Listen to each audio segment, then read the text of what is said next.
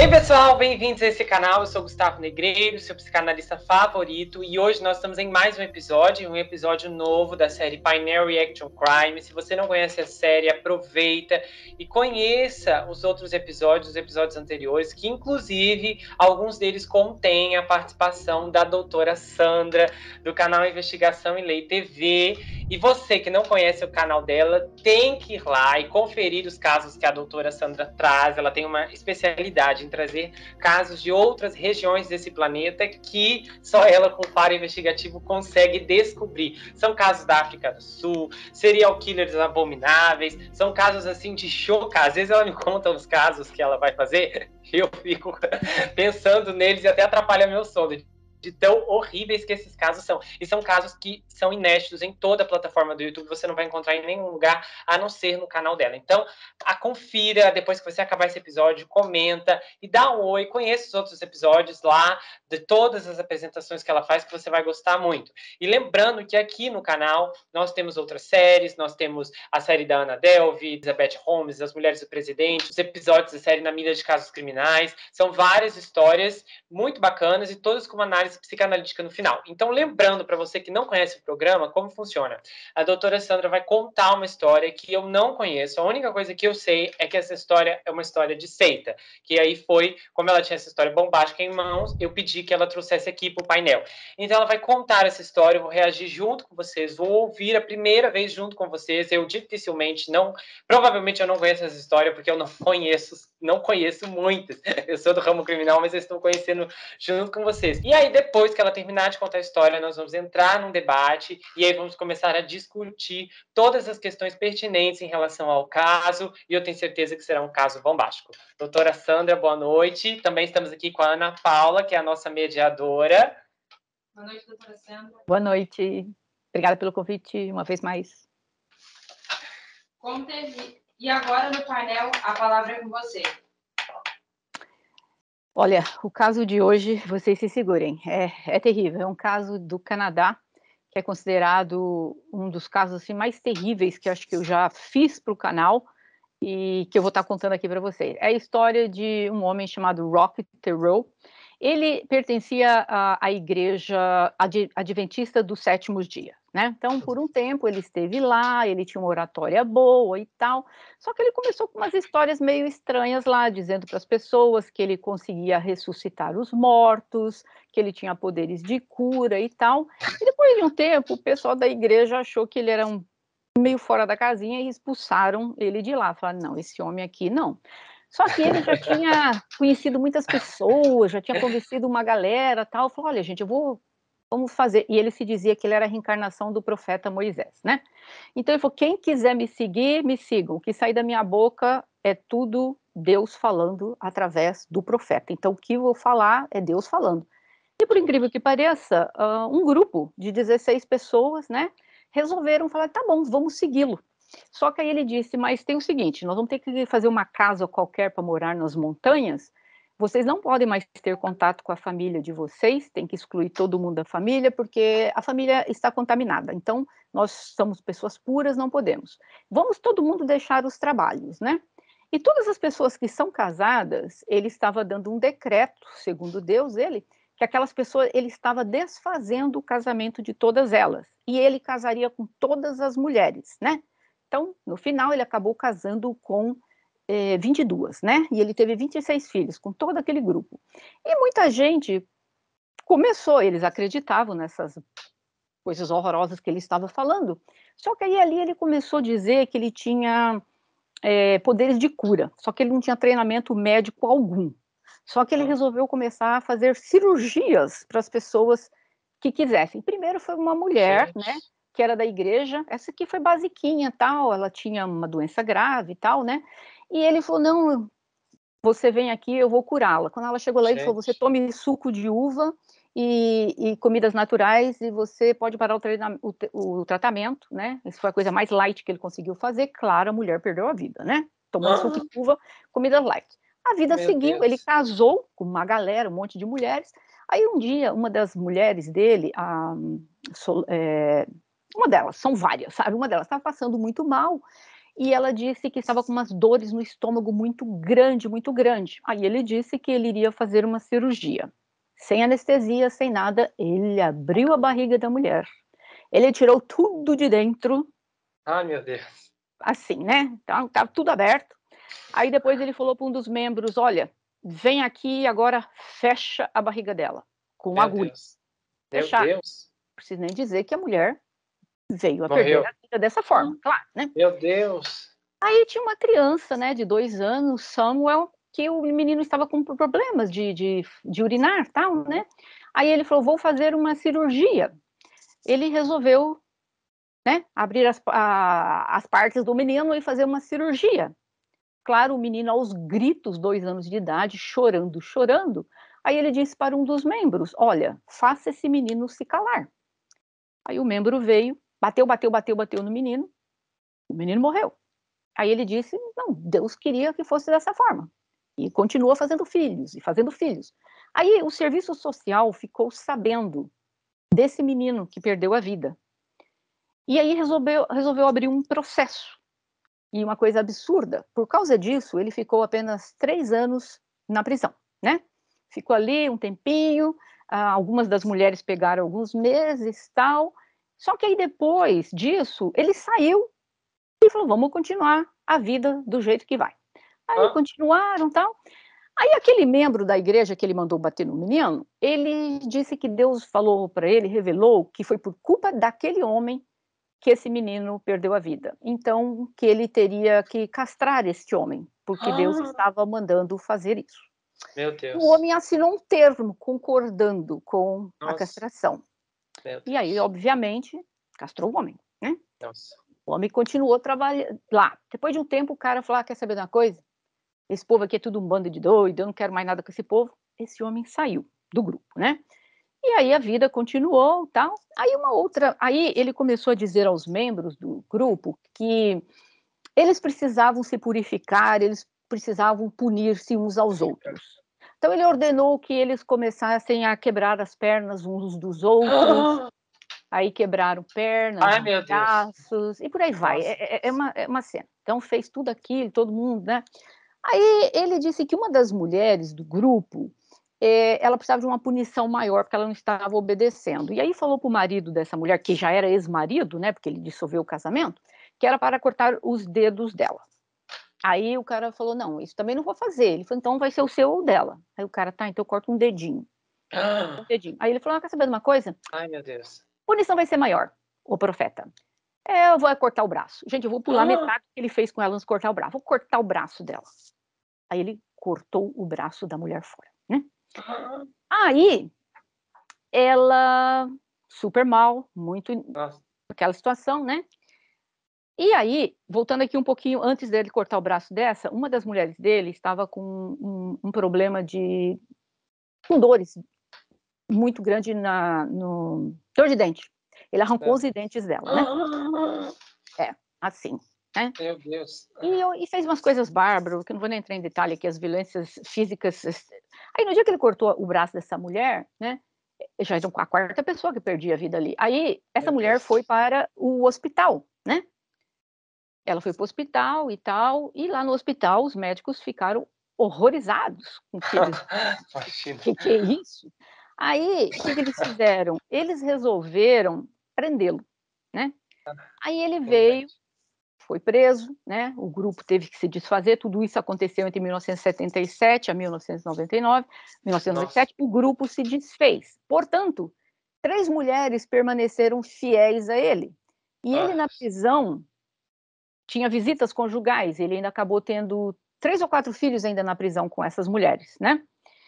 E essa que cortou o braço, que perdeu o braço, ela sobreviveu. Eu até vi uma entrevista dela recentemente, que uma mulher até bonita, sabe, tem uns 50 e poucos anos.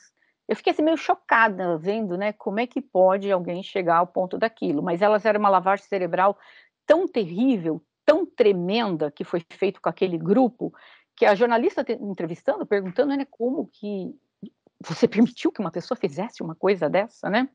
Então, ele acabou sendo condenado à prisão perpétua. Mas aí, depois de uns anos preso, um dos presos dele, de cela, encheu o saco, falou, quer saber de uma coisa? tirou a vida dele.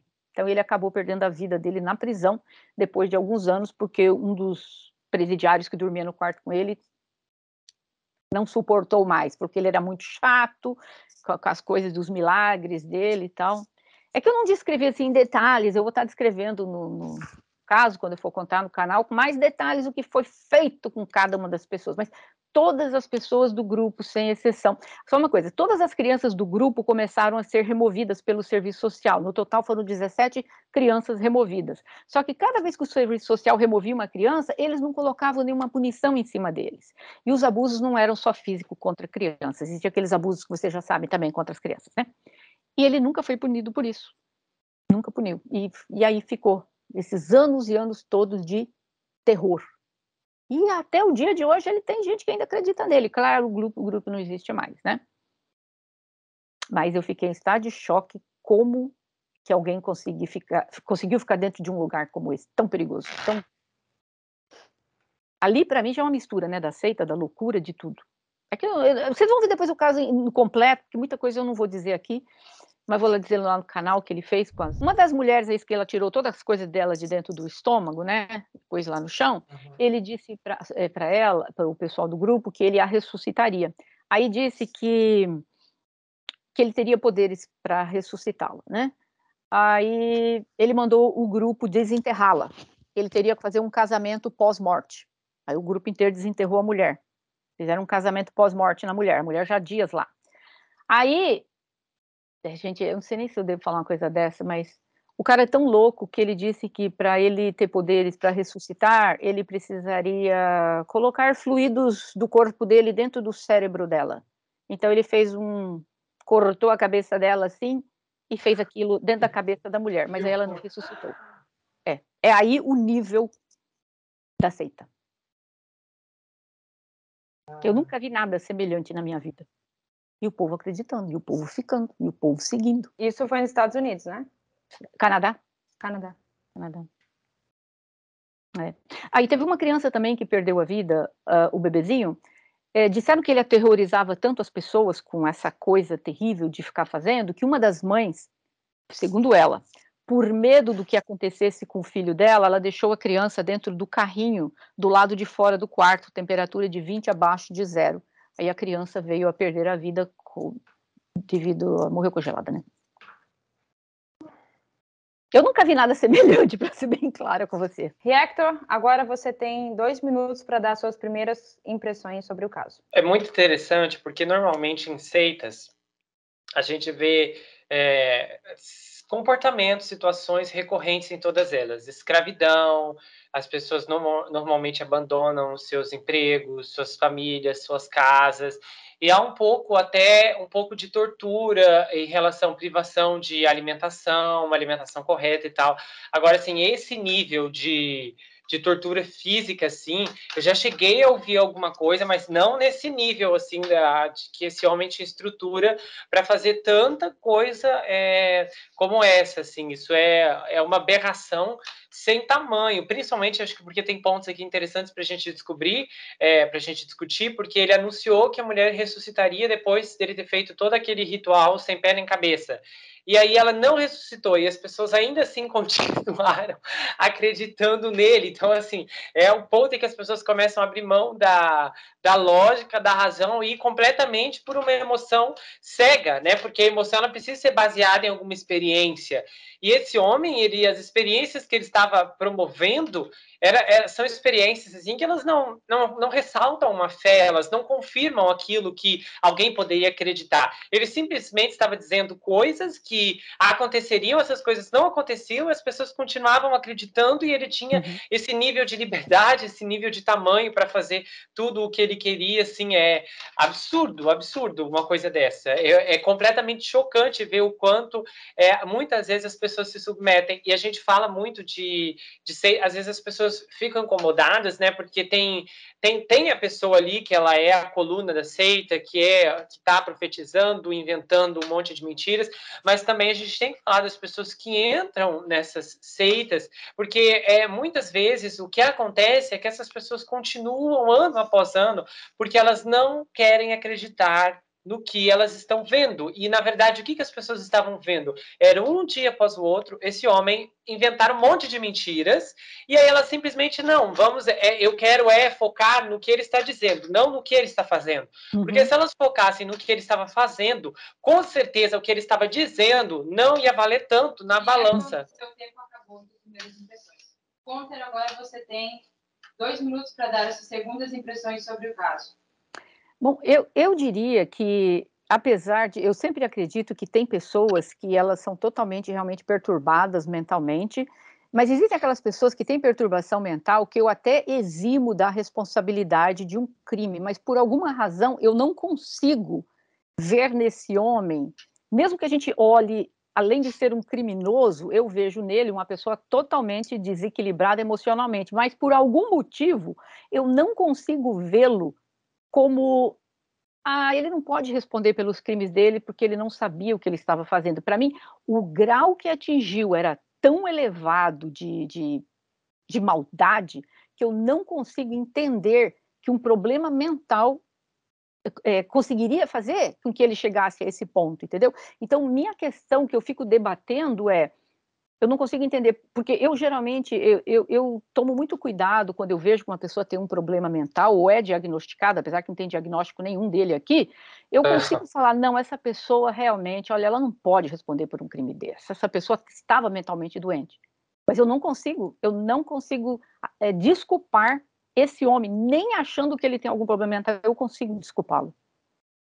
Na minha opinião, eu só não entendo por que eu não consigo desculpá-lo. E agora nós vamos para o debate aberto. Tá, então, assim, eu não desculpo esse homem porque eu acredito, assim, quando a gente tratam pessoas que têm um diagnóstico de um problema mental, às vezes um grau de esquizofrenia ou algo do tipo, normalmente você vê um descontrole, você 2 minutos conversando com aquele indivíduo, com aquele paciente, com aquela pessoa que às vezes a gente conhece em algum lugar, você percebe que ela não tem uma normalidade como outras pessoas têm. Então, assim, há um nível diferente de controle corporal, de demonstração física, tem toda essa questão. Uma pessoa completamente mentalmente instável, no ponto de ser diagnosticada com alguma coisa, ela não tem como manter essa logística que essas pessoas normalmente mantêm. Porque eu acho que é aí que é a diferença. Porque o esquizofrênico, o louco que realmente comete alguma atrocidade, você vê rastros de desorganização. Ele é muito desorganizado, ele rapidamente é pego. Eu nunca ouvi falar nunca ouvi falar, pesquisando os casos, conversando com a doutora, com outras pessoas do ramo, eu nunca ouvi falar de nenhum esquizofrênico que tirou a vida de inúmeras pessoas e ficou anos foragido da polícia fazendo banho de sangue. Eu gravei um outro caso aí recentemente que o esquizofrênico, ele atirou na esposa, ele atirou no pescoço, depois atirou na cabeça e ele foi preso pela polícia 3 horas depois. Então, assim, eu acho difícil uma pessoa que tem realmente um problema mental elevado, que daí que ficaria impotente dos seus pensamentos, do seu exercício mental, conseguir ter tanto tempo de controle, ter tanto tempo de gerenciamento, porque esse homem precisa ter uma postura defensiva para causar nos outros o impacto, o medo, para que elas se mantenham debaixo do seu guarda-chuva. Então, eu não acredito nisso. Eu acho que, normalmente, essas pessoas, o louco, o esquizofrênico, gente, não caracterizando a esquizofrenia, as pessoas que são esquizofrênicas, estou falando no caso de um criminoso. Um criminoso esquizofrênico, eu não vejo ele liderando pessoas. Eu não me lembro de ouvir nenhum caso de um esquizofrênico que lidera multidões, que lidera várias coisas. Normalmente ele faz as coisas por ele mesmo, porque não há uma organização, não há um planejamento, não há uma estrutura. Esse homem, ele tinha toda uma estrutura, ele tinha uma estrutura de palavras, ele tinha uma estrutura de discurso e ele tinha uma estrutura de poder e convencimento muito forte. Porque para você convencer alguém a permitir que seu braço seja decepado, permitir que o outro homem lá seja castrado, você precisa ter um discurso que ele é muito forte, que ele é muito volumoso. Eu acho que isso difere entre uma pessoa normal e uma pessoa que não é normal. Esse homem é difícil a gente conseguir avaliar até o quanto realmente ele acreditava no que ele dizia, mas que ele tinha um grau de maldade, ele tinha, isso é com certeza. Uma das coisas que eu queria poder entender, essas pessoas que seguiram, que ouviram essas barbaridades, essas pessoas, elas têm problemas mentais? Elas Tem alguma coisa, ou isso é uma lavagem cerebral, não tem nada a ver com problema mental? Como é que alguém se coloca numa posição dessa? Com Então, tamanho grau de ansiedade? normalmente pessoas que acabam em seitas, elas são capturadas quando elas estão num momento de fragilidade emocional. Então, normalmente passando por uma situação difícil em casa, uma vida financeira destruída. A maior parte dos relatos de pessoas que entraram em todos os tipos de seitas, sejam seitas mais light, a seitas mais extremas, elas estavam ou fragilizadas emocionalmente, ou elas estavam em busca de um ideal. E normalmente esse ideal, isso responde quando a gente vê alguém rico entrando nessas seitas, né? A gente pode olhar, a gente tem, por exemplo, o Tom Cruise, que pertence àquela igreja Scientologia, tem aquela outra atriz também, Elizabeth Moss, que também pertence à Scientologia. E aí as pessoas, outro dia eu até vi um debate que muitos americanos estavam se questionando como os dois pertenciam a essa seita. E é interessante que o Tom Cruise, no caso, ele é bem idolatrado lá dentro, eles dão muita moral e tal. Só que, de qualquer forma, essas seitas, elas sempre se apresentam como um espaço de pessoas que querem fazer diferença no mundo, de pessoas que querem fazer do mundo um lugar melhor, de pessoas que querem promover alguma coisa diferente. E muitas vezes esse discurso, ele é essencial para capturar aquele indivíduo que está sem propósito. Então, muitas vezes a pessoa está com dinheiro, está com apartamento, está com carro, está com tudo, mas mesmo assim ela não se sente realizada. Então, quando ela ouve algo novo, algo que o dinheiro dela não vai conseguir comprar, ela tende, né, se ela não tiver não estou caracterizando todo mundo, estou falando quem entra nesse tipo de seita, mas ela tende a cair nesse tipo de discurso. E as pessoas com poder aquisitivo mais baixo, pessoas com poder aquisitivo inferior, elas muitas vezes são capturadas nesse momento de fragilidade, onde à primeira vista, numa seita, você é bem recebido, você recebe atenção, você recebe promessas. Nessas pessoas, se elas agem, normalmente quando o indivíduo está começando sozinho, então ele tem toda aquela energia para dar atenção, para conseguir a lealdade dessas pessoas. E uma vez que elas entram nessa crença, e uma vez que você tem uma crença, que você absorve ela, até a estrutura de crença, ela é muito interessante como ela se move, e ela precisa de 3 estágios para se fortificar de uma forma muito, mas muito significativa. Então, quando há um processo assim, você começa a negligenciar algumas coisas e passa a levar tudo em nome daquela fé. Porém, isso não isenta essas pessoas das responsabilidades das coisas que elas passam a ver. Porque muitas vezes a gente tem dificuldade de abrir mão. Então, se uma pessoa está numa seita e aí ela descobre que ela está numa seita, é lógico que ela não vai sair do dia para a noite. Mas ela começa a ver e ela começa a passar por um processo emocional de tentar se desligar daquilo. Só que muitas vezes essas pessoas não se desligam porque uma característica desse tipo de seita é que essas pessoas largaram tudo para trás. Então, você tem que pensar que vou ter que recomeçar a minha vida do zero. Então, tudo isso pesa. E, às vezes, é mais fácil você continuar nesse terreno com pessoas que você conhece nessa fé que você já professa. E essa dinâmica de perda que traz essas pessoas para dentro das seitas, porque há uma promessa de ganho lá dentro, né? E quando ela chega, na verdade, é ela que passa a dar, porque uma característica de seita é a exploração. Eu nunca ouvi falar de nenhuma seita que as pessoas eram bem tratadas, que elas ficavam tomando banho de sol. Todas as seitas, todas elas têm esse mesmo tipo de comportamento. Sangue suga. São parasitas. Conte, como que a senhora faria a acusação dele? Eu iria, sem dúvida alguma, direto ao ponto que ele não tem problema mental nenhum, ele é uma pessoa capaz, pode responder pelos atos dele, porque ele conseguia encobrir cada coisa que ele fazia, não somente com o pessoal da seita, mas também até manipulando a justiça, porque cada vez que ele tinha uma criança removida, de alguma forma, esse homem conseguia convencer que seja lá o que aconteceu com aquelas crianças, foi um acidente, e ninguém fazia nada contra ele. Então, ele tinha uma forma de persuasão tão grande, e para mim, essa lógica só existe dentro de uma pessoa que é realmente, assim, normal. Porque eu sempre digo, a pessoa que tem um problema mental, você chega para ele e diz, você praticou esse crime? Ele diz, sim. Por quê? Porque ele não sabe a reação daquilo, não tem, na cabeça dele não existe uma punição Então ele fala que sim. Já aquele que encobre demais, é porque ele sabe do resultado que ele vai obter com o ato que ele fez. Então ele tenta esconder. O fato de tentar esconder, isso já prova que essa pessoa é normal. A pessoa, por exemplo, eu cheguei até a comentar aqui num dos casos lá, desse rapaz que acabou tirando a vida de 2 crianças, um rapaz americano, um professor de surf bem conhecido, de uma igreja super legal, e ele acabou tirando a vida das 2 crianças. Só quando ele estava entrando nos Estados Unidos, o FBI estava esperando por ele e falaram para ele: "Você tirou a vida dos seus filhos?" Ele falou: "Tirei." "Por quê?" Ele: "Porque eu estava o salvando desse mundo." Ou seja, ele confessou com a maior naturalidade, porque ele acreditava naquilo. Então, ele realmente, aquele rapaz, é um rapaz doente, né. Agora, já esse homem não, ele manipulava um sistema, manipulava as pessoas lá dentro, e eu acredito que a minha defesa seria com base nisso. Com certeza, esse homem não é doente, ele Mas merece aí ter. mas aí a senhora falou uma questão que eu queria abranger um pouco. O fato de muitas vezes a pessoa acreditar em uma crença, e por mais forte e absurda que seja, e que possa levá-la a cometer algum ato, isso ainda não é garantia de que ela é louca, não Não, é? de forma alguma. Não, de forma alguma. Isso não isenta.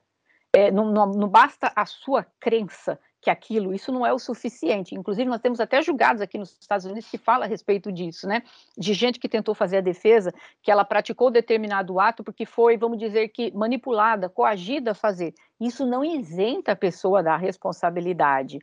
Já é diferente daquela pessoa que ela acredita no que ela fez, ela confessa que ela fez, mas com o tempo ela consegue ver, como esse rapaz hoje, ele consegue ver que o que ele fez é algo terrível, e ele Porque a crença acredita se desfez. e ele acredita que ele está onde ele merece ser punido, sabe. Ali você vê uma construção inteira em cima de uma pessoa que aparentemente era normal, depois passou a ser doente, agora está voltando a ficar normal.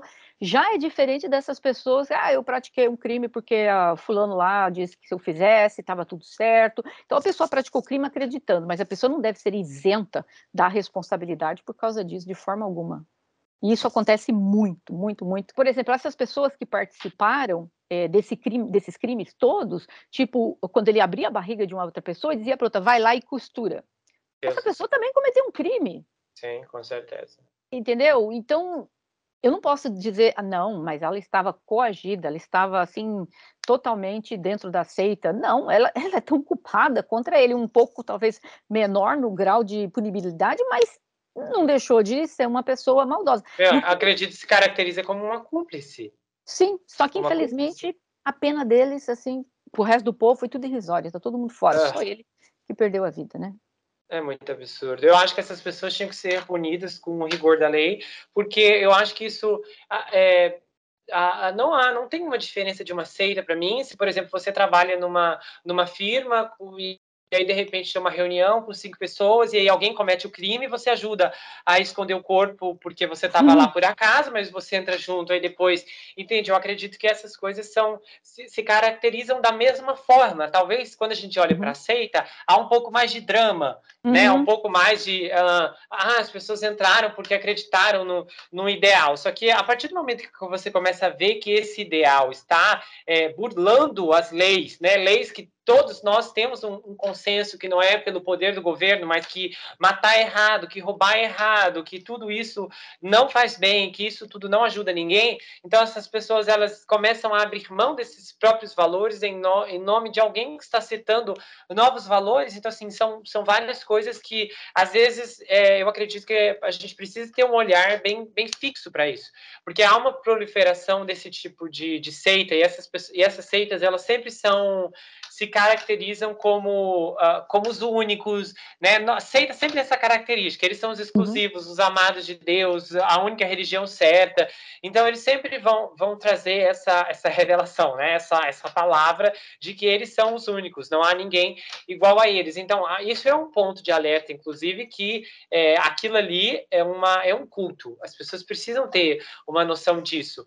E não somente com seitas, que é o que eu falo na análise sobre Sob a Bandeira do Céu. Se você ainda não assistiu, mas confira os 3 episódios que contam essa história berrante dos irmãos, né, que envolve a seita do mormonismo e do fundamentalismo, mas também porque muitas vezes, hoje em dia, estão se levantando muitas coisas que não estão ligadas diretamente à religião, mas estão se comportando como seitas radicais e estão tendo muito apoio da lei, inclusive, porque as pessoas, elas estão, é o que eu chamo hoje de um ativismo extremo, que as pessoas estão fazendo em cima de várias e várias causas que, quando a gente vê, já tomou, assim, um rumo político muito grande, um espaço que, normalmente, se a gente olha para o meio religioso, as pessoas, elas têm, olha, realmente, não é muito certo, às vezes, a igreja, né, seja qual tipo de religião, se interferir na política, mas aí a gente vê também que várias outras pessoas, causas antes que eram defendidas por grupos de seitas específicos, hoje eu não vejo mais dotados como seitas, mas como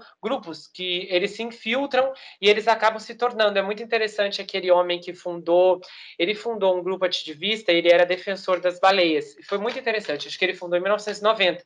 E hoje ele fundou com uma outra pessoa. E hoje ele saiu, eu vi uma entrevista dele e ele foi expressando como o grupo começou a tomar outros rumos envolvendo finanças e como eles viram que tinha uma brecha legal muito grande em nome de, por não ter uma fiscalização, né, pela questão fiscal, e daí como eles começaram a exercer poder e gerar pressão para conseguir cumprir causas que daí no final ele diz que não tinham mais a ver com baleias, mas tinham a ver com pessoas que financiavam o grupo para que o grupo passasse essas ideias para frente. Então, assim, foi um mecanismo que eu nunca tinha pensado em algo assim, mas foi um mecanismo aterrorizante, porque é fácil manipular o sistema quando você olha dessa forma, porque não há um rastreio, né? Só há uma bandeira, e aí muita gente tende a crer que aquelas pessoas estão com sinceridade, sem saber das finanças que estão por trás. E aí, muitas vezes, a gente vê um comportamento criminoso em todos esses tipos de grupos. E os cultos, hoje, eles são comuns, né? Embora eles não sejam tão escandalosos, porque eles não, atualmente eu não vejo eles tomando tanto partido na mídia, eles tanto aparecendo, mas eles estão por aí. E às vezes as pessoas que podem ser capturadas, pode ser qualquer um que está aqui ouvindo e está assistindo, porque tudo começa com uma ideia estranha, com uma ideia diferente, com uma coisa que você nunca ouviu, né? E o problema não exatamente a novidade, mas o problema é quando você começa a sentir que isso vai começar a mexer em águas que vão contra a legislação, que vão contra os princípios, contra os valores, e isso é muito perigoso. E normalmente quando você entra nesse tipo de seita, né, quem já foi participou de seita, eu acredito que tenham pessoas que já participou, a gente sabe disso, que nós temos seitas que não são tão radicais aqui no Brasil, são seitas famosas, mas são seitas que elas já inibem, que elas cerciam alguns comportamentos e também geram outros comportamentos que ferem. Então, tudo isso precisa ser contabilizado, né? Isso realmente está... faz sentido o que a pessoa, o que o líder está dizendo, faz sentido com o que ele faz? Porque se você precisa arrumar desculpa... Qual era a desculpa? Esse homem disse o quê depois que a mulher não ressuscitou? A senhora encontrou isso Que na Deus mudou pesquisa? de plano. Não, meu Deus. Então, muito absurdo. Como que ele fazia o recrutamento dos discípulos? No começo, quando ele estava dentro dessa igreja adventista do sétimo dia, ele acabou trazendo um grupo bem grande junto com ele, né, que acabou seguindo. E depois, os poucos que acabaram entrando no grupo, foi através um do outro, mas a maior parte eles já vieram com ele, entendeu? Foi com mais ou menos quantas pessoas? Acho que tinham 16 pessoas. No final de tudo, é que ele teve 22 filhos lá, né, com essa mulherada toda, né? Nossa. Mas no total, tirando as crianças, teria por volta de uns 22 adultos, né? Fora as crianças. Então não foi um grupo muito grande assim. Não foi, porque eles mesmo que se isolaram e viviam a casa que eles moravam, o que era aquilo, né? Não sei nem como é que eu morava dentro de uma coisa daquelas, feita de palhoça caindo aos pedaços, entendeu? Meu Deus. O que aconteceu com as crianças que ficaram vivas, Conter? Todas elas foram removidas dos pais, né? Foram colocadas para adoção no sistema, né? Então, todas elas... E cada uma que nascia, isso que me chama a atenção, cada criança que nascia, eles iam lá e removiam. Só que a minha questão é, e por que que cada vez que removia, ninguém fazia nada contra esse grupo, contra essas mulheres, contra esses homens? Eu acho que... Aí é que tá, a gente tem visto muitos casos, até eu conversei com a senhora esses dias, que a assistência social tem assim, falhado eu vi um caso mesmo, assim, que é desesperador, eu vou gravar, que é de a mãe, ela fazia horrores, assim, ela inclusive matava os maridos, e ela maltratava os filhos, e a menina chamou o conselho tutelar, e o conselho tutelar não foi lá na casa dela e fez as perguntas para ela na frente da mãe dela? Aí, resumindo, o que aconteceu? Ela foi embora e a mãe dela matou ela. Então, a conselho tutelar foi embora e a mãe dela deu um tiro nela assim que eles passaram pela porta. Então, me diz assim, como que funciona o poder? A senhora que é advogada, a senhora entende me dizer até que ponto vai o poder? Como que ele funciona, que eles podem retirar? Como é que é o conselho tutelar? Por que a gente tem visto tantas falhas assim? Bom, aqui nos Estados Unidos é comum quando percebe-se que uma falha dessa foi feita, existem aqui assistentes sociais que receberam penas, foram parar na cadeia, foram tiradas credenciais e tudo mais. Aqui, se houver realmente prova, eles punem essas pessoas, não somente tirando da categoria que elas pertencem, mas também indo para a prisão. Isso aqui é comum de acontecer. Agora, me chamou a atenção no do Canadá, a lei de lá é bem mais branda do que aqui, eu já morei no Canadá também, a lei de lá é bem fraquinha perto da nossa aqui, eu diria que eles empregam 40% da pena que nós empregamos aqui, né? Mas eles E cometeram... o Brasil, o cara, quanto por cento a senhora caracteriza? Não, você acredita que eu acho que aí que tá, nós não temos o número suficiente de assistentes sociais e pessoal do juizado de menores como esses países de primeiro mundo têm. Se o Brasil tivesse a capacidade financeira para ter este número de funcionário que, vamos supor, de acordo com o tanto da população, eu acho que o Brasil empregaria muito bem. Eu vi muitos casos lidados pelo Conselho Tutelar no Brasil. Claro que eu vi alguns que eles detonaram o caso, mas eu vi vários que eles assumiram uma postura muito boa. Eu acho que o Conselho Tutelar do Brasil, ele ainda está entre um dos melhores que eu conheço. Eu acredito. É uma pena que não temos aí no Brasil dinheiro suficiente para poder estar contratando muito mais, mas eu acredito que eles fazem um trabalho muito bem feito no Brasil. Melhor do que o Canadá? Ah, com certeza. Com certeza. No Brasil jamais passaria uma coisa desse tipo, alguém saber que tem um grupo lá e você ir lá remover 17 crianças do grupo e o grupo continua existindo e ninguém vai preso. Isso não existiria, nem no Brasil isso existiria. Mas então, a senhora estava explicando do mecanismo, até onde vai o poder da assistência social? Eles tiram a criança, né? Eles Totalmente. podem tirar a criança mediante a que tipo de provas específicas? Primeiro lugar, eles vão olhar por provas físicas, né? Uma das principais. É assim, quando tem uma acusação contra um pai e uma mãe, o que o serviço social faz? O serviço social vai conversar com uma criança, não junto com os pais, né? Se tem alguma criança que tem algum problema mental ou qualquer coisa que precisa de um psicólogo estar junto, eles vão marcar uma data e vai ter um psicólogo junto com o assistente social.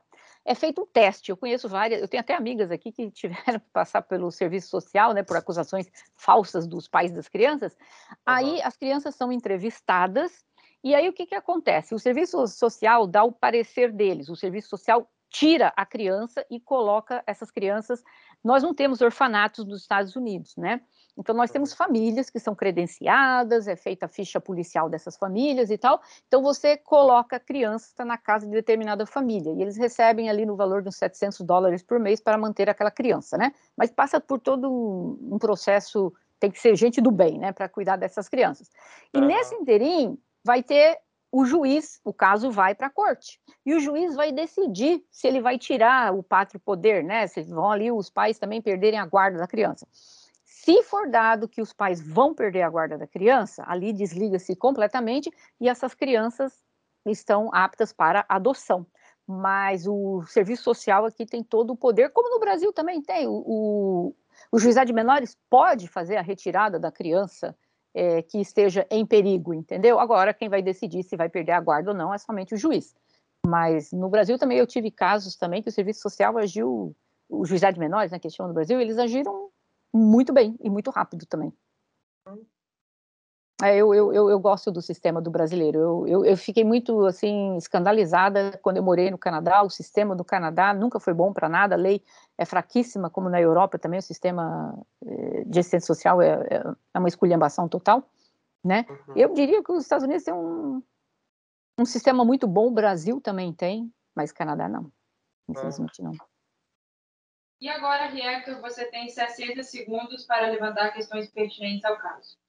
Então, como que eles se mantinham financeiramente? Bom, no começo, eles tinham... ele fazia umas esculturas, né? Tipo assim... Eram umas esculturas de madeira e tal, e fazia a venda ali. Acontece o seguinte... Quando você tem filhos, no governo do Canadá também, você tem o direito a receber uma quantia por mês por cada criança que você tem, se você não tem uma renda, né? Então, aí eles recebiam por criança. Só que quando as crianças eram tiradas, para que eles continuem recebendo a renda, eles só precisam provar que eles não trabalham. E o Canadá é muito bom nisso, eles te dão uma ajuda financeira. Se você disser, não posso trabalhar por qualquer motivo, não estou conseguindo achar emprego, e ali você fica tirando do governo ali uns $400 por mês. Agora, faça a conta quantas mulheres tinham no grupo, quantos homens. Então, eles acabavam recebendo o dinheiro do governo para não fazerem nada, para ficar em casa. É isso que eles faziam. No começo, eles acharam que vender coisa dava certo. Depois eles falaram, né, melhor receber. Não há alguém que fiscaliza, fala, tipo, nossa, 10 anos você não consegue emprego, tem algo errado aqui, ninguém entrou no sistema, você só sai de lá se quiser. Canadá, infelizmente, é diferente. Estados Unidos, não. Estados Unidos, você tem que provar que você trabalha, que você está procurando trabalho. Se você não conseguir provar que se você está conseguindo, você vai voltar a trabalhar. Aqui, pra você ter ideia, nos Estados Unidos, mesmo que você esteja procurando trabalho e você não está encontrando, ninguém vai deixar você sentado em casa, quietinho lá, esperando. Eles colocam você para ficar na rua ali, com aquelas placas de criança para atravessar a rua, ali 20 abaixo de zero, e você com aquela placa para as crianças passarem. Aí tá aquele sol de 45 graus e você lá com aquela placa para as crianças passarem. Eles fazem as pessoas trabalharem aqui. Já o Canadá não tem isso, entendeu? Você vai ficando... É a mesma coisa, né? Tipo assim, o sistema de saúde é gratuito no Canadá, entendeu? É tudo um pouco mais... eles têm muitos benefícios lá, infelizmente. Muito benefício deixa as pessoas muito folgadas. Sim, com certeza. É um problema social isso aí. Conter, agora você tem 60 segundos para levantar questões pertinentes ao caso. Então, eu queria te fazer uma pergunta aqui que me deixa assim...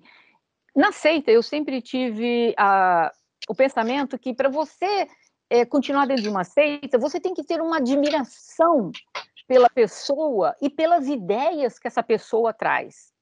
Agora, como que você consegue entrar numa seita e continua dentro dela, porque todo mundo ali tinha um pingo que fosse de moral sobrando, né? A mola propulsora do caráter não era totalmente quebrada, era mais ou menos.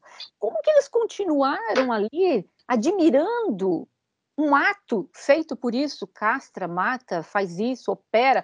Que admiração é essa que faz com que essas pessoas continuassem lá dentro? Isso que não entra na minha cabeça.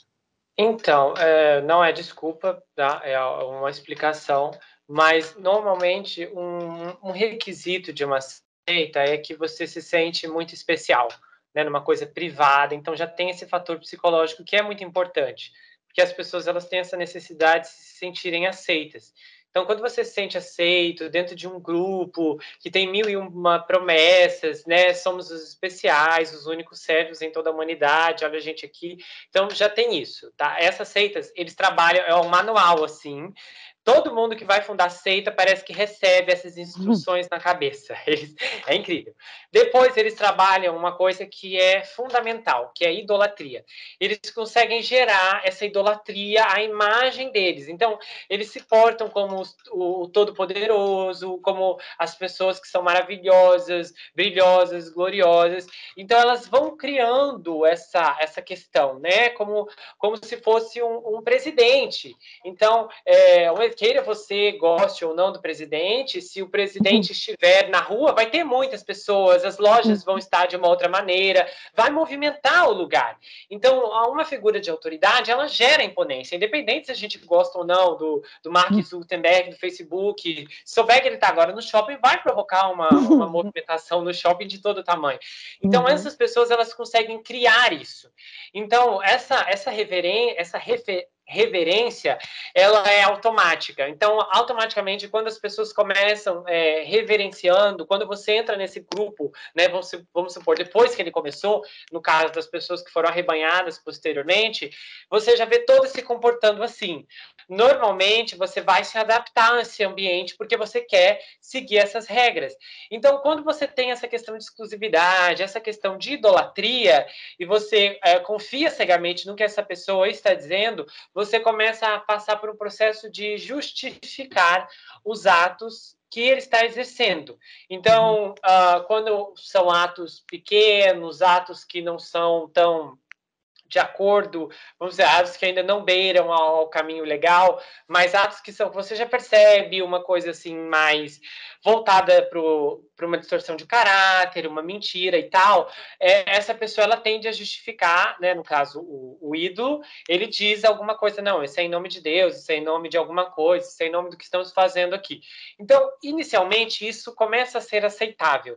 E aí, posteriormente, essas seitas começam a ficar mais agressivas. E aí, nesse caso, essa aí ficou extrema, nesse ponto de começar a cortar e torturar e fazer isso tudo. Então, até esse ponto, essas pessoas já deviam ter passado por um processo de aceitação de pequenas coisas para chegarem a essas grandes coisas. Então, isso é gradativo. Então, é difícil, assim, eu não acredito que esse homem começou cortando todo mundo na sexta-feira, sendo que abriu a seita na segunda. Eu acho que não. Houve um processo, né, e um tempo suficiente para conseguir ganhar a confiança e para gerar intimidação. Porque essas pessoas, uma coisa, todas elas, que eu já vi vários relatos de pessoas que já saíram de seitas, todas elas testemunham a mesma coisa. Chega em determinado momento, você gostando ou não, você sente que há uma intimidação. Que se você começar a falar muito, questionar muito, você começa a sentir olhares, e a gente vê que tem algumas seitas até que são mais perigosas. Então, tem todo esse processo social. Então, muitas vezes as pessoas começam a se tornar cúmplices por conta do momento, né, pelo medo de sair, ou então pelo medo de ter que recomeçar a vida. Então, a gente tem que olhar para a idade dessas pessoas também, principalmente porque eu acredito que é uma grande loucura. Quando você convence alguém a abrir mão de tudo, para ela entrar de cabeça numa coisa como essa, né, para ela voltar e dizer, olha, eu estava errado, aquilo lá era um horror, eu acho que muitas preferem até morrer do que ter que fazer isso, sabe? Então, é aquela coisa de ir, não tem mais nada a perder. Muitas vezes, infelizmente, esse é o tipo de situação psicológica, e é aí que mora o perigo.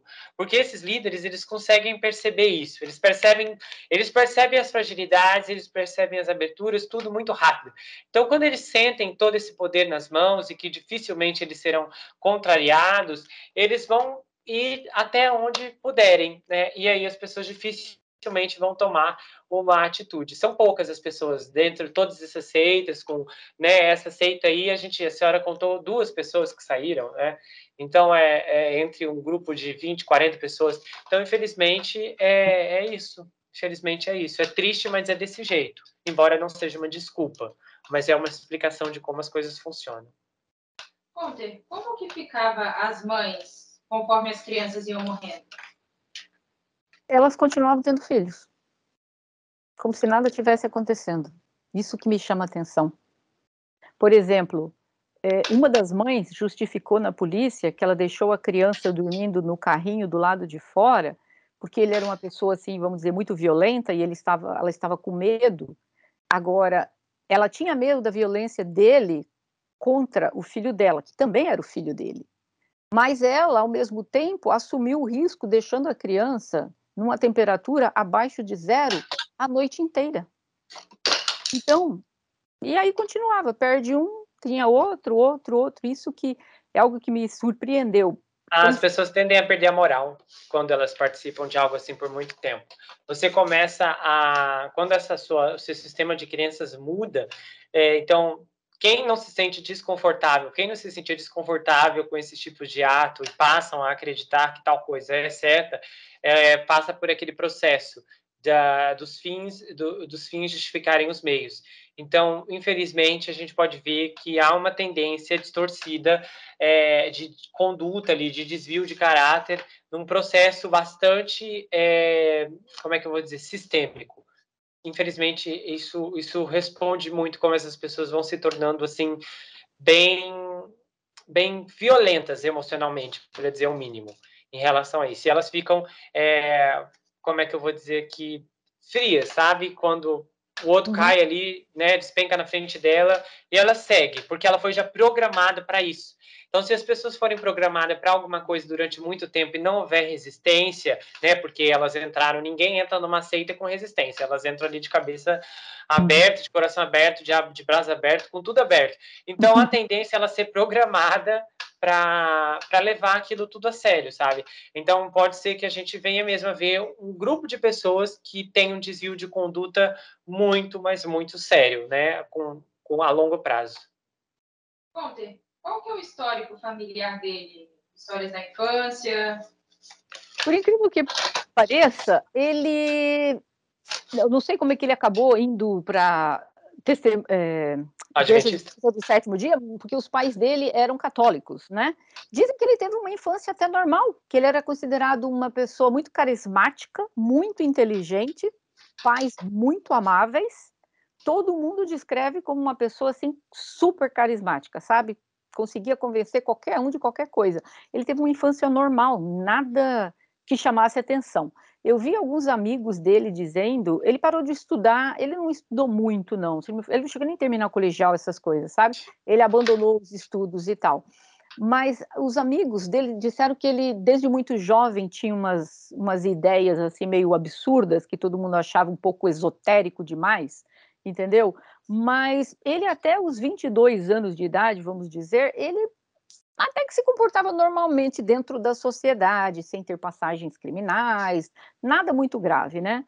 Foi lá que ele começou, dentro da igreja do sétimo dia, que ele começou com umas ideias que ele acabou sendo expulso depois por causa disso, porque as ideias não batiam com algumas doutrinas da igreja. E depois dessas atrocidades que aconteceu, da negligência do governo, houve alguma mudança para reinventar?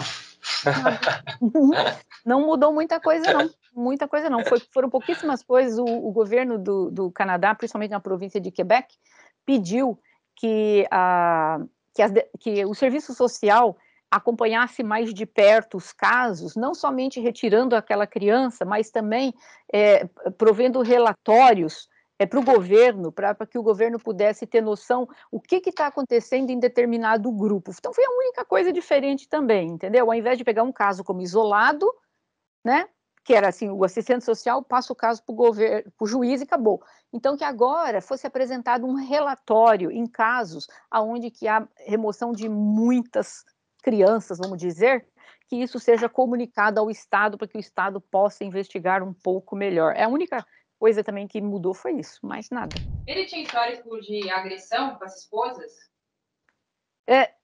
Bom, ele foi casado a primeira vez, antes dessa doideira toda, com uma outra mulher, né, quando ele tinha seus 20 e poucos anos de idade, ele tinha 22, acho que ela tinha 17 na época e tal.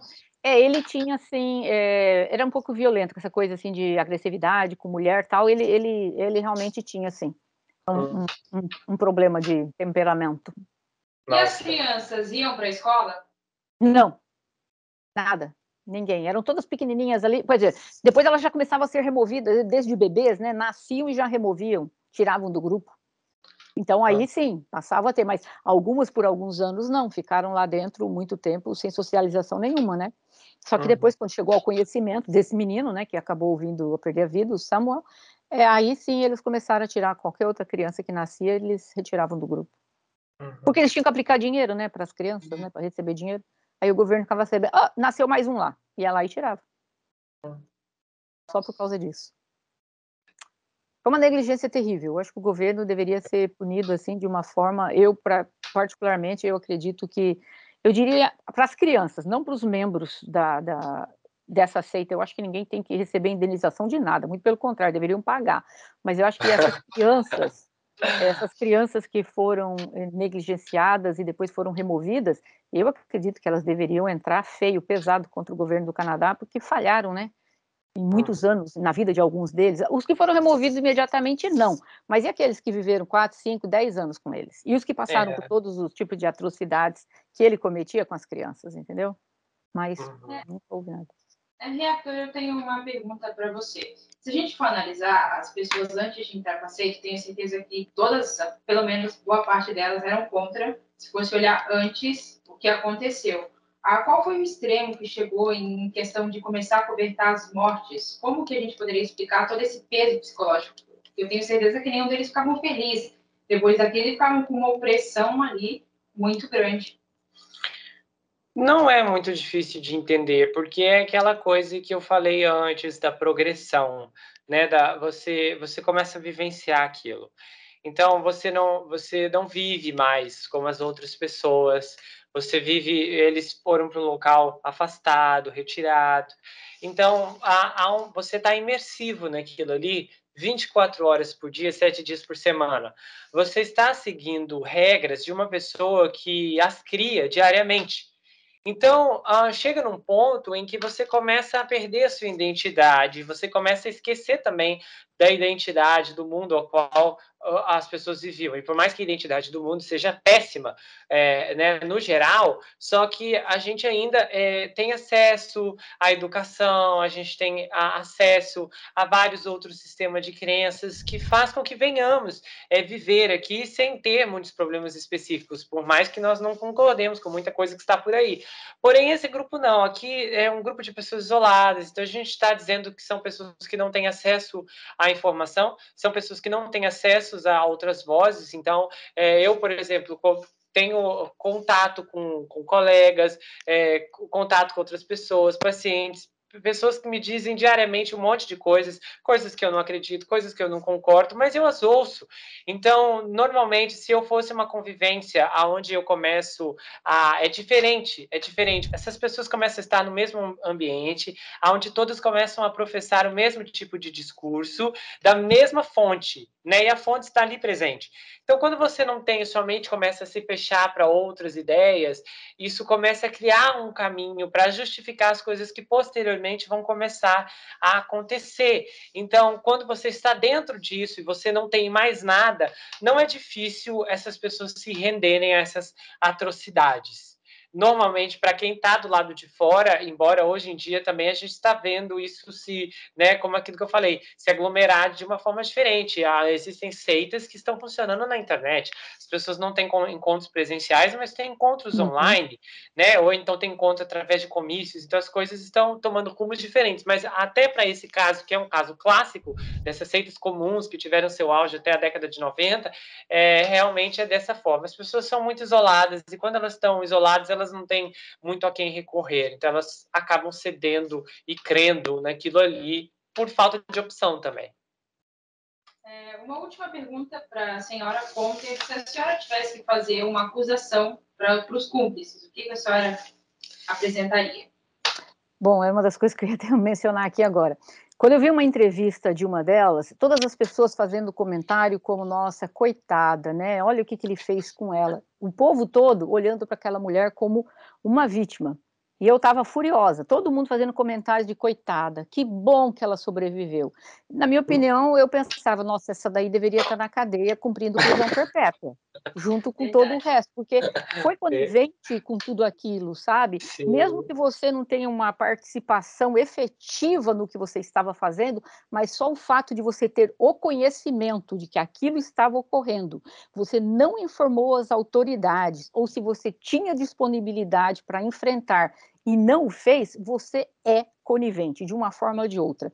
Mesmo que você não tenha a força física, mas você pode simplesmente procurar as autoridades e denunciar.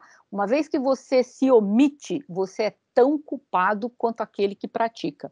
Então, é uma das coisas que, vendo a entrevista, todo mundo dizendo coitadinha dela, coitada, né? Que maravilha que hoje em dia ela está recuperada. E eu, possessa com uma mulher daquela, como é que ela está em liberdade? É algo que não entra na minha cabeça. Eu acho que todos aqueles membros, guardadas as devidas proporções, mas todos eles participaram, de uma forma ou de outra, em todos os crimes. Se não participaram efetivamente, participaram através da omissão. E a pena, para mim, teria que ser a mesma. Nos Estados Unidos também a mesma coisa. Se você está ali, mesmo que você não está agindo, você não está sendo coagido, nada, você assistiu um crime, mas você está ali só ouvindo, e você não fez absolutamente nada para impedir, se não coloca a sua vida em risco, ou para denunciar, ou fazer qualquer coisa, você responde pelo crime. Claro que a pena é menor, mas você responde por um crime também. Eu não entendo como é que esse povo, ninguém pegou prisão perpétua, com tantos crimes nas costas que todos eles praticaram, pelas omissões, né? Eu, sem dúvida nenhuma, se fosse eu tivesse que fazer acusação, eu acusaria todos eles pelos mesmos crimes, talvez ao invés de crime de primeiro grau, segundo grau para alguns, mas todo mundo pegaria prisão perpétua do mesmo jeito. Sim, com certeza. Com certeza. A senhora seria uma boa juíza. Ou uma boa promotora. E agora, Conter, a senhora tem 120 segundos para dar suas considerações finais.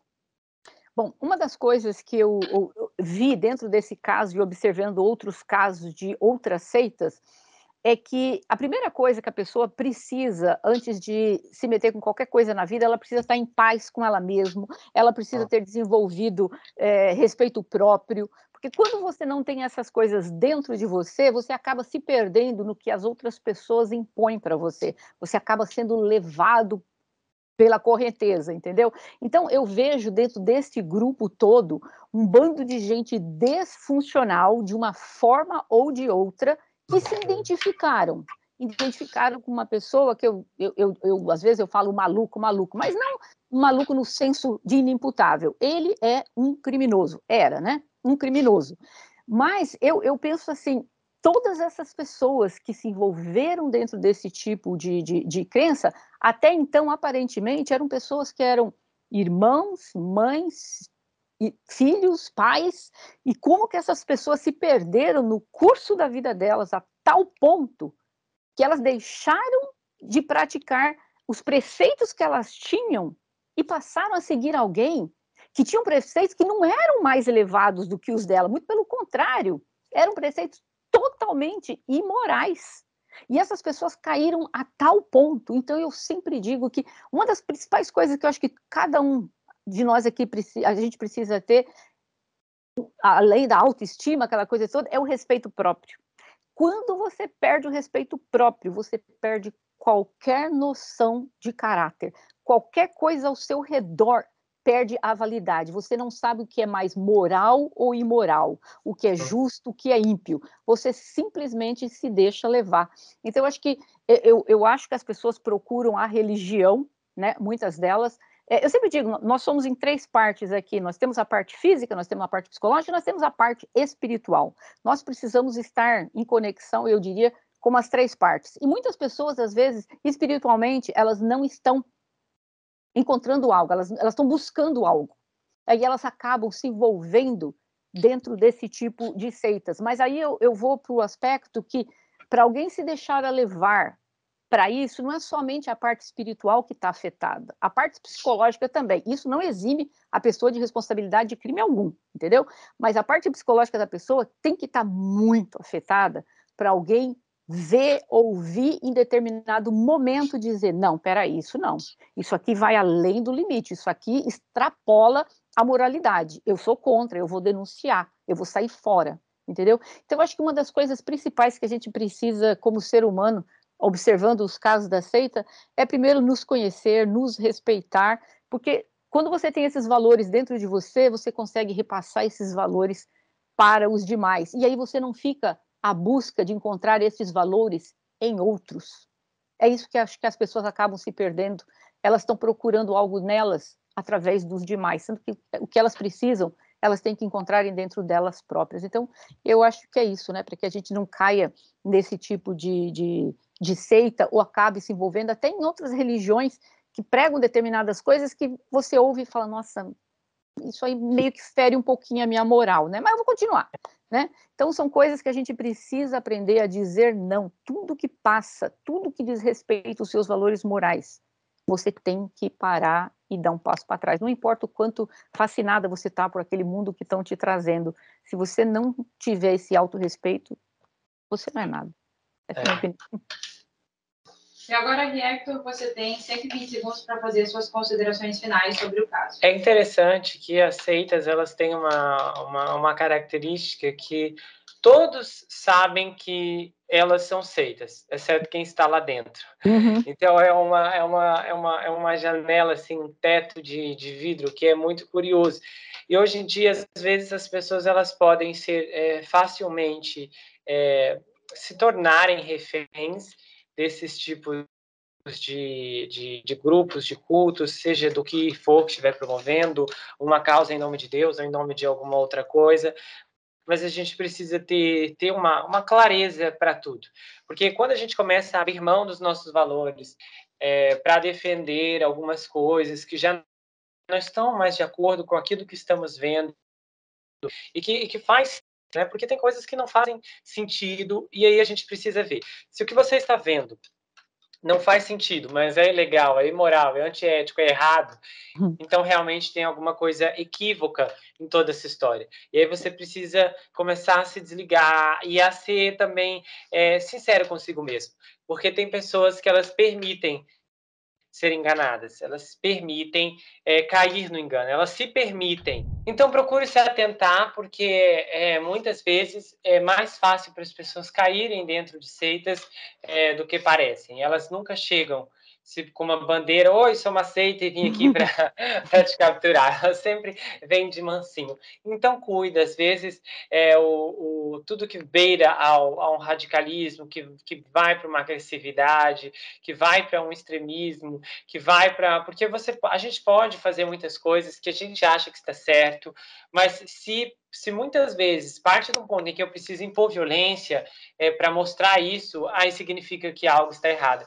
Então, se ligue aos pequenos sinais para que você não caia em algo assim, para que você também seja luz para orientar alguém que de repente começou a frequentar aí, né, esses lugares. Esse tipo de coisa pode acontecer em qualquer lugar e vocês não têm noção de como é fácil para as pessoas entrarem nesses tipos de seitas e nesses tipos de ambiente. Então tenham cuidado, porque todo cuidado é pouco, ainda mais nos dias de hoje, com essa modernidade e com essa disponibilidade de acesso à tecnologia, aos contatos. As pessoas podem ser muito bem recrutadas por vários tipos de métodos, né? Eu ouço que muitas vezes até crianças, através daqueles jogos online, pessoas específicas entram naqueles jogos online compartilhados, né? A gente ouve até em casos de pedofilia, assim. Então imagina esses tipos de pessoas específicas que estão procurando um alvo, e muitas vezes o alvo pode ser você.